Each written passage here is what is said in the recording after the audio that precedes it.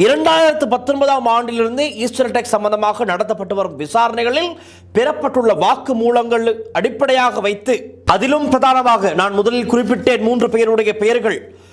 முன்னாள் பிரதி பொலிஸ்மா அதிபரான நிஷாந்த சொய்சா, முன்னாள் பிரதி பொலிஸ்மா அதிபர் பிரசாத் ரணசிங்க, பிரான்சில் வசித்து வரும் அசாத் மௌலானா. இந்த 3 பேரும் வழங்கிய வாக்குமூலங்களின் அடிப்படையிலே தான் கோட்டாபே ராஜபக்சவுக்கு இந்த பயணத்தடை விதிக்கப்பட்டிருக்கின்றது. சிஐடி விசாரணை அதிகாரிகளிடம், இது முக்கியமான ஒரு இடம், சிஐடி விசாரணை அதிகாரிகளிடம் வேறு சில சாட்சிகளும் கைவசம் இருப்பதாக ஒரு சில தகவல்களும் உள்ளது.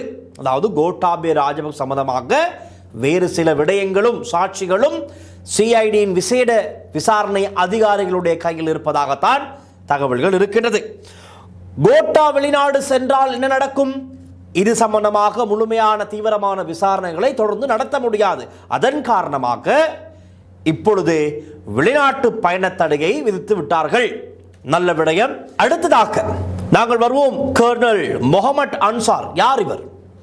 இவர் சம்பந்தமாகவும் இப்பொழுது அதிகமாக பேசப்படுகின்றது. இதற்கு முன்பதாக லசந்த விக்ரமதுங்கவினுடைய கொலை வழக்கிலும் இவருடைய பெயர் சற்று அடிப்பட்டது. ஆனால் சந்தேக நபரோ குற்றவாளியோ அல்ல, இவருடைய பெயர் அடிப்பட்டது. இவர் இராணுவ புலனாய்வு பிரிவில் இஸ்லாம் எக்ஸ்ட்ரீமிசம், அதாவது மதத்தின் பெயரால் செய்யப்படும் வன்முறைகள், தீவிரவாத செயற்பாடுகள் இருக்கின்றதானே, அவை இராணுவ புலனாய்வு பிரிவில் இஸ்லாம் எக்ஸ்ட்ரீமிசம் சம்பந்தமாக தேடி பார்க்கும் முக்கிய பொறுப்பில் இருந்த ஒரு புலனாய்வு அதிகாரி என்பது தான் சொல்லப்படுகின்றது.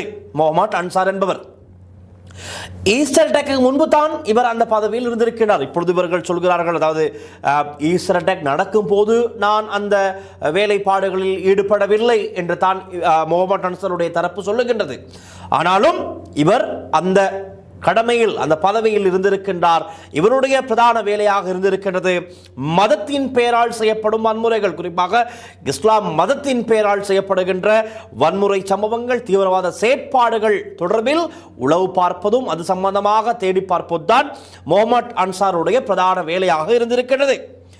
இப்பொழுது ஒரு விடயம் இருக்கின்றது. இங்குதான் பிரதானமாக நிறைய பேர் ஆரம்பத்திலிருந்தே குறிப்பிட்டார்கள், ஜேவிபி, அதாவது ஜேவிபியின் தேசிய பட்டியலில் இருந்த ஒரு நபர் தான் இப்ராஹிம். உதயகமன் பிள்ளை குறிப்பிடுவார் இப்ராஹிம் நானா என்று. இப்ராஹிம் நானா என்றால் அண்ணன், சகோதரன். ஆகவே உதயகமன் பிள்ளை சொல்வதை போல நாங்களும் சொல்வோம். இப்ராஹிம் நானாவினுடைய 2 மகன்மாரும்